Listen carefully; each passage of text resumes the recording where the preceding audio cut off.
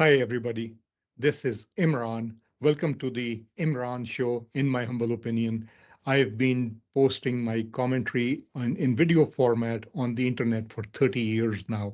So, in this particular segment, the topic is Your UX Sucks. It's a hashtag I started in the Twitter era many years ago.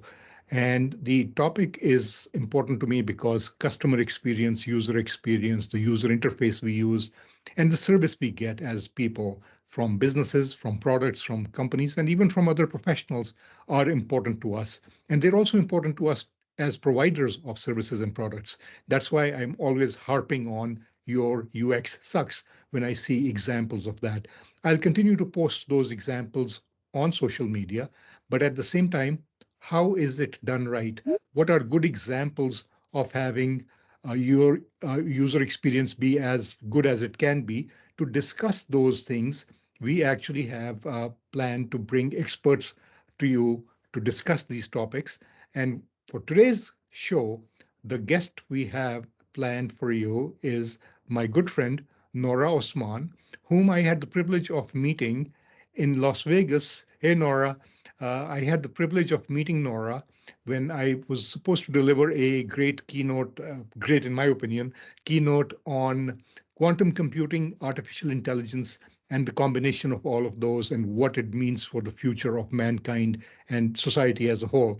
That's where my session was followed by Nora's, and we ended up mutually supporting each other by taking pictures for each other during that segment. And we hit it off, and it was interesting that even though my segment was about high stuff like high level stuff of technology, quantum computing, artificial intelligence, and all that, but at the same time, she and I completely agree on one thing: no matter what product or service you provide, user experience, the user interface itself, but the user experience, the customer experience, whether it's a service or a product, are key to success. And so some of the things we wanted to talk about today are: how is UX defined? How is CX, customer experience, felt by a customer? What can we do to highlight examples of bad or good examples to the providers? What can we do to be not victims of becoming your UX sucks providers ourselves? Those were the topics I had in mind for today's show when Nora has kindly joined us. So, Nora, welcome to the show. Do you want to give us a quick introduction on yourself? Hi, Imran. Thank you for inviting me. So, Nora Osman, founder and CEO of Norvana. This is a customer experience optimization expert company, and I'm very proud of my mission to help organizations optimize their customer experience. And just let me define the customer as really everybody. It's the internal customer that are employees, it's the external customers that are the paying customer. It's really the human customer. So I focus on HX, which is the human experience, regardless of which side of the coin you're on. Excellent, excellent. And Nora, since you and I met, it was more than 1 year ago in Las Vegas. And I remember that at that time you were toying with the idea of starting a new organization. And I love that logo behind your screen. Would you tell us more about Norvana? I guess I'm saying it right, and the background of how that came about. And also, I know the story behind the logo, but if you can share that with us. Sure. Well, I was trying to figure out how to best describe what I do, and two things came to mind. I love feeling inspired, but I love inspiring others. Hence, that aha moment, the light bulb, was always in my mind, right? So that's where it became part of my logo. And the other thing is people who are talking about transformation don't realize there are stages. And similar to how a butterfly doesn't really know it's going to be a butterfly because it's what? Initially a Caterpillar. caterpillar, right? And for it to go into that cocoon and look to reinvent itself and then come out flying, that takes time. It goes into hibernation, it hones in its physical aspects and comes out with new skill set. Did it always know that? Maybe not. But innately, I think us as human beings, we are all capable. We have a lot of, oops, we have a lot of what's the word, ambition and innate capabilities and skills and strengths. And so I think Norvana is really helping inspire and transition/transform individuals and organizations so that they could be the best and brightest version of themselves.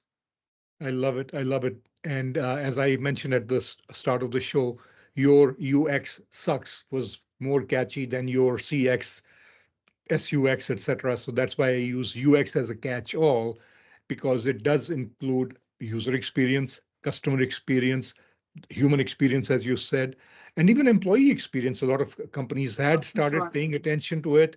Now, obviously, it seems to have taken a back seat in some organizations. However, one of the interesting things I had found was I had mentioned a story about how a single individual working for a large organization can have an outsized impact on that company's sort of impression or the customer love and loyalty for that. And the story I love to tell is I was 24 years old. I was the youngest Pakistani state guest of the West German government at that time in 1987, who was invited to the 750-year anniversary of Berlin. West Berlin, it was at that time that I flew into. So the flight that I was on was a Lufthansa, my first time flying a non-Pakistan International Airlines flight, Lufthansa from Karachi to Frankfurt. Mhm. And I remember I had been up 24 hours. What else is new? And I had a headache. And in the flight, I asked if somebody had any aspirin, the flight attendants, and they did not have any. And this was a 7 or 8 hours flight. And later, we landed in Frankfurt and everybody went their own ways. I had a chaperone to receive me. The flight crews went their own way, went through customs, immigration, etc. Now, as I was waiting at the curbside, this is now 10 hours since I had asked for that aspirin. And my chaperone has gone to go get their car. And this is before 9/11, etc. So things were very relaxed. And I hear, you can tell when somebody's walking towards you, the pitter patter of heeled feet. And I turned around, and the flight attendant on that flight on April 15th, 1987, April 14th, it might have been April 15th, 1987, Miss Weiss, Weiss, that German style. She had left her team who were getting on the bus for the crew. She walked quite a distance to come up to me and she said, Herr Anwar, I wanted to ask you how your headache is. Now, this is way beyond the end of her shift. This is way beyond the end of the flight. This is way beyond the customer experience story ending, as far as I was concerned. Why would I not fall in love with her? Because she was gorgeous as well. But also, since that day, I am such a huge fan of Lufthansa, and they have continued to impress me over time. Mm. And that is something that it can be built with one interaction, that love from the customer. And that's something I always try to advise my clients about too. Do you have any stories like that? But I also think you have a Delta experience you want to share about, which can be the negative, even if you have a good experience with somebody, it's easy to mess it up, right? Yeah. So think about what you just talked about. That experience happened over 30 years ago, and you still remember details, finite details that you recounted. The sound of her footsteps coming towards you, the way she looked, the way she leaned in and asked you that question, the way she cared. She went and did something extra, and she was human. She put aside her job and her responsibilities and became a human or showed up as a human caring about another human. I love hearing that. And I think that's what's missing in a lot of organizations, the human element, the focus on the human experience. What you're referring to is something I wrote about. I have a newsletter that I send out weekly. It's called 2 Cent Tuesdays. So Tuesdays, 2 o'clock Eastern Standard Time, every week without fail. I think I'm up to 60 or 61 specific editions now. I send out this newsletter, and it's either a rant about a hero moment or a zero moment, just like you're seeing this, at this point, I guess that way. Yeah. On my logo, right? I think about these moments of truth. And I was getting on a flight to Delta, on a Delta flight from New York to Cincinnati and back. The thing is, both arms of this or legs of this were not great, but the one coming back was worse than the one going. And what it felt like was these staff members were really heavy. They were tired. They were not excited. They barely wanted to look in your face. They were pointing at things. They were not using their communication style. They just offered sun chips. They didn't even want to come back and refill your cup for coffee or offer any kind of accommodations. And the thing I had mentioned to you when we were talking the first time is I'm a loyal Delta customer. I won't always pay for an upgraded seat. Sometimes it's just a little bit too expensive. But on the way back, actually on the way going, that flight was more than half empty. So if you have all these spots, it costs nothing to offer people a chance to move to another seat. Instead, it looked like we would get daggers if we so much as motioned to get up to try to sit somewhere else. What ghosts are sitting in those chairs? Pray tell. What fare are they paying? Zero. It costs nothing to do a little something, but it wins you so much. The return on kindness is great. And I think the opportunity to deliver delight is there at every moment if we just harness that opportunity. So the other thing around that is it's just a ripple effect of other weird things.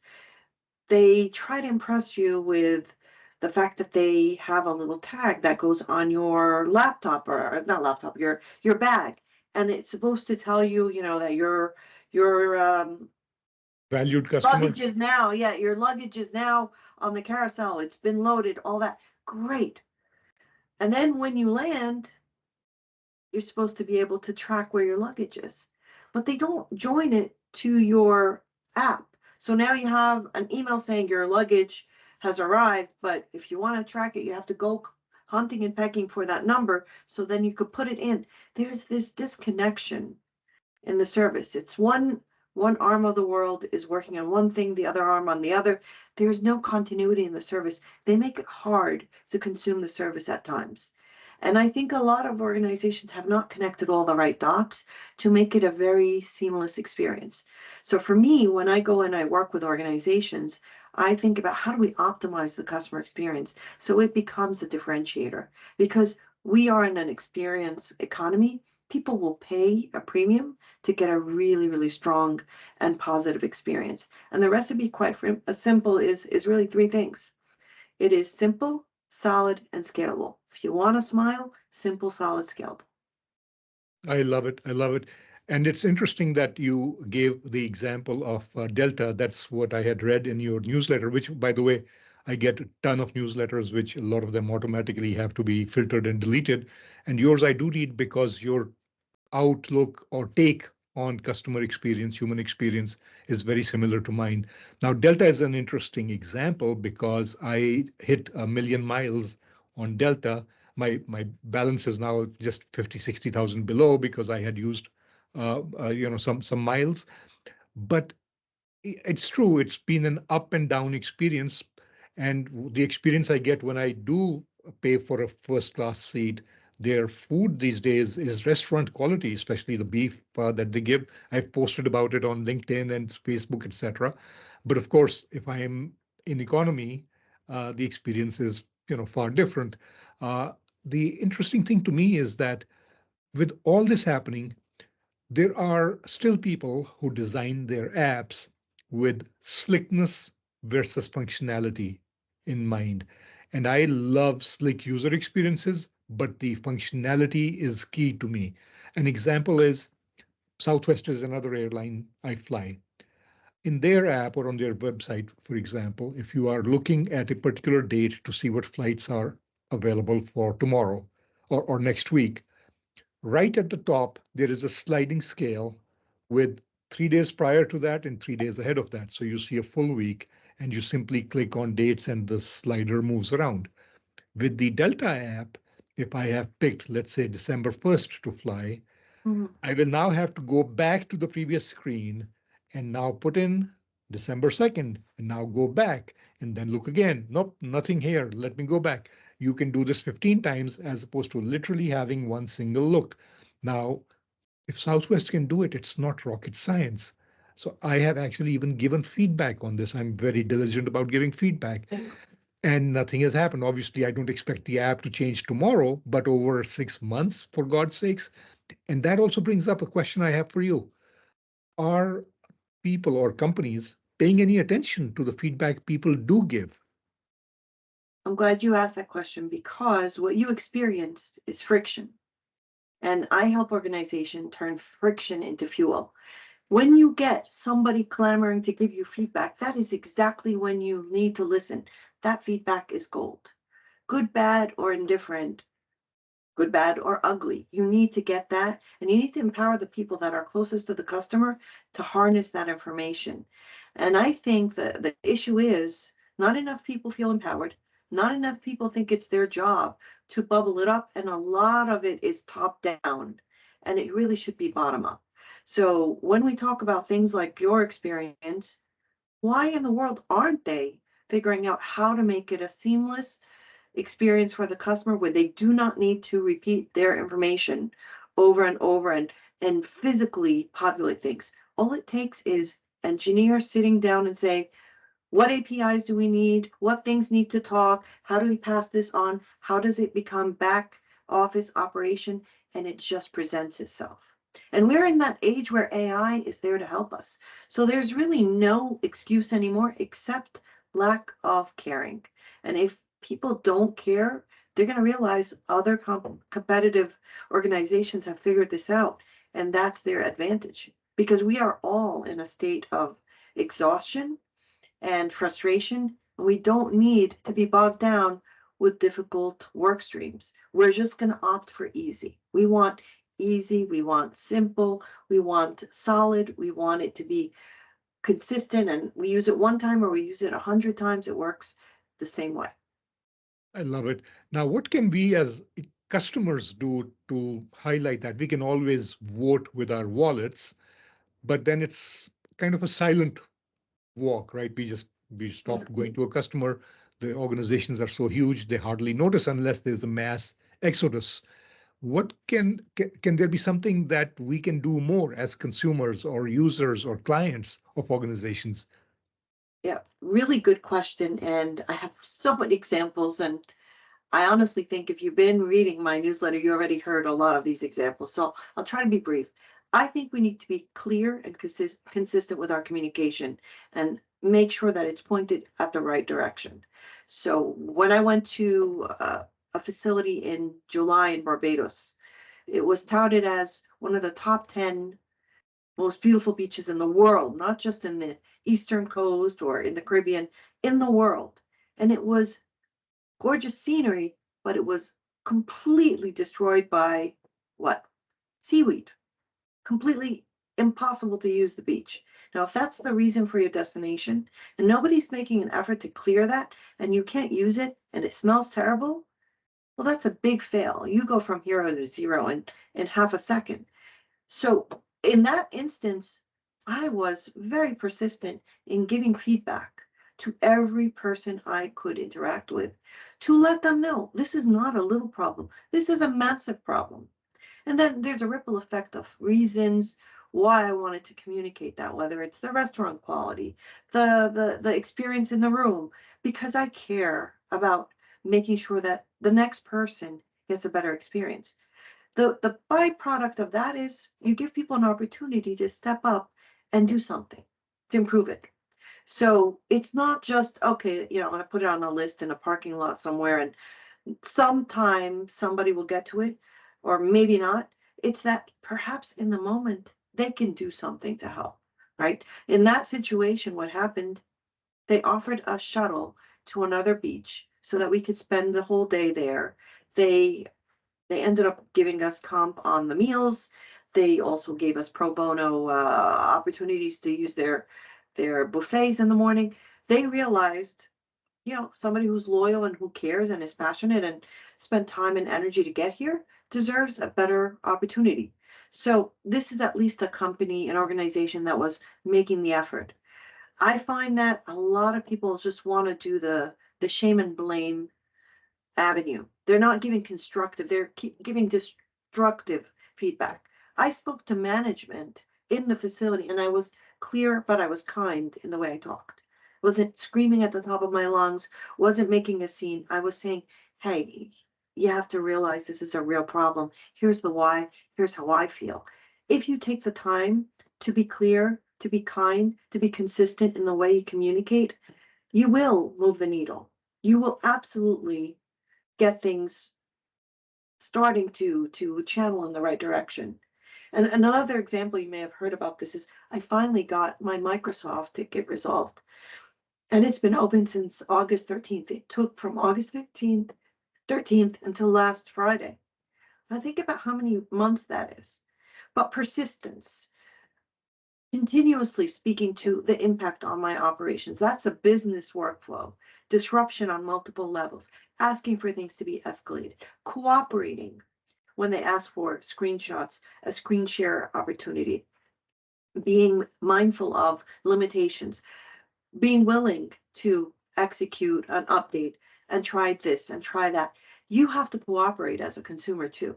There is no genie that's just going to do everything and just serve you blindly. You have to be willing to put some skin in the game. So that is my spiel on that. I think that it's a two-way street. We have to realize there's a human on both sides. And it's not that the human that's paying, that's the customer, is the master, and the other person isn't, and just deserves to be constantly, hurt and hurled at. I think it's just a mutual respect. It's a dance.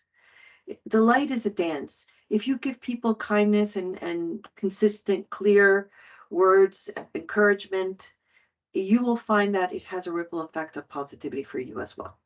Agreed. And it's interesting you mentioned the Microsoft example because this was not scripted at all. Because Now, I last time spent I didn't have that update for you. exactly. And because I worked at Microsoft for about 12 or 13 years and had some great times there.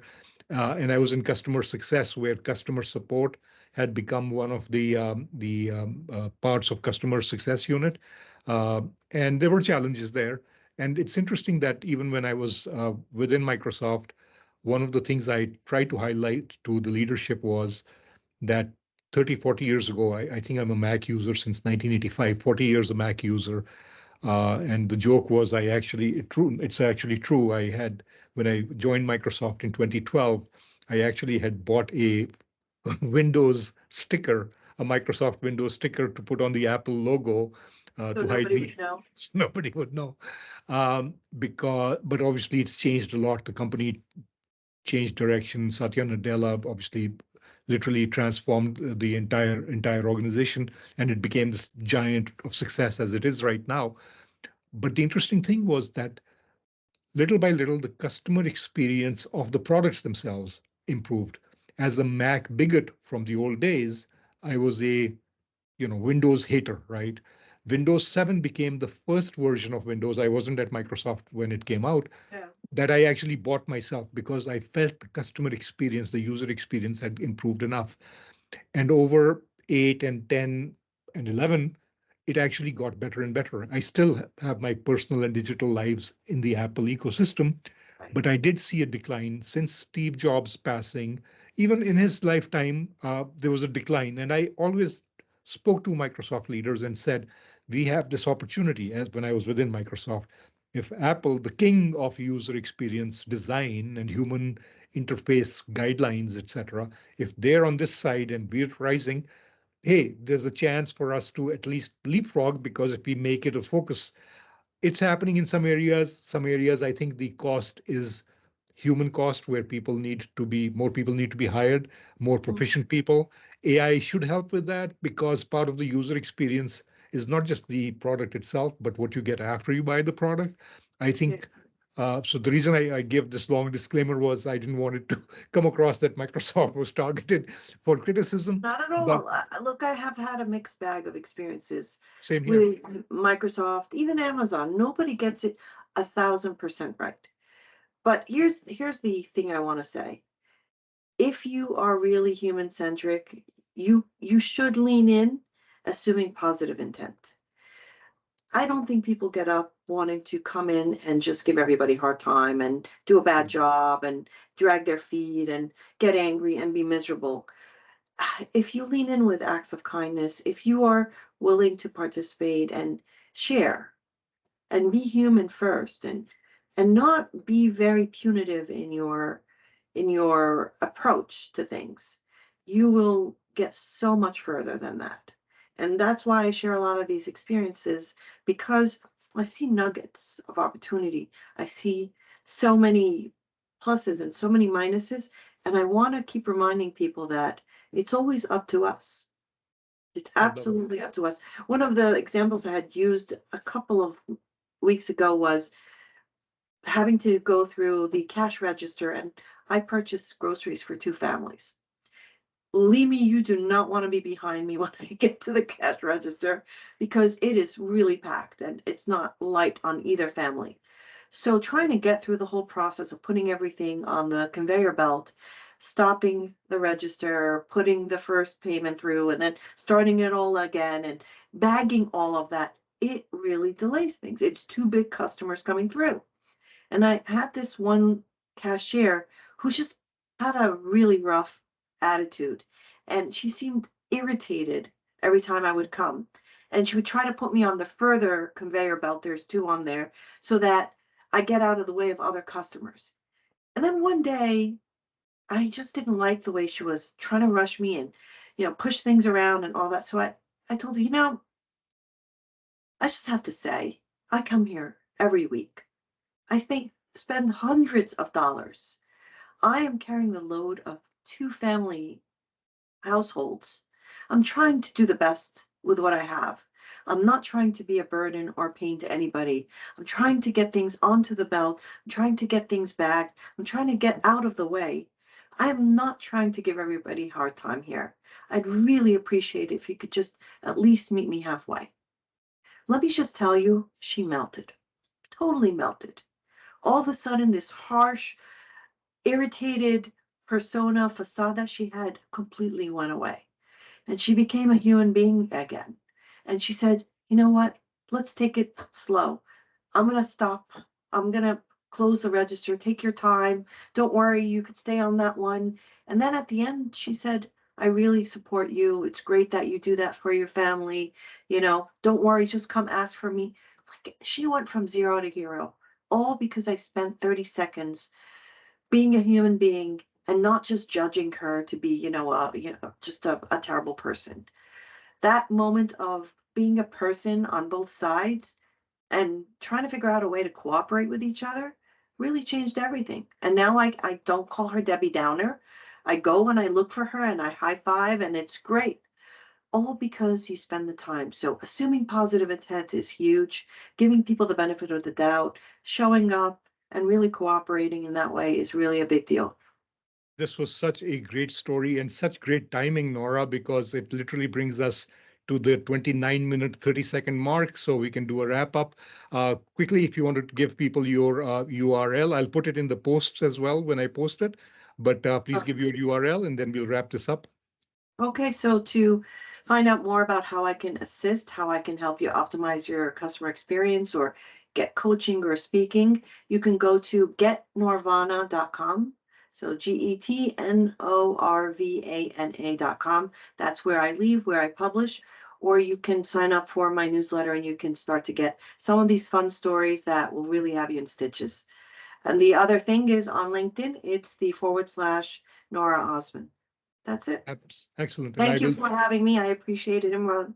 It's The always a pleasure pleasure. is mine. The pleasure is mine. And thank you so much for being here. And everybody, if you have stories that you want to share, if you have heroes or zeros that you want to highlight, please send me a message and we can get together, maybe even do a panel discussion of such great stories if I can get enough of them together. Thank you so much for watching the Imran Show. And in my humble opinion, especially as we try to make the world where fewer and fewer people get the hashtag your UX sucks.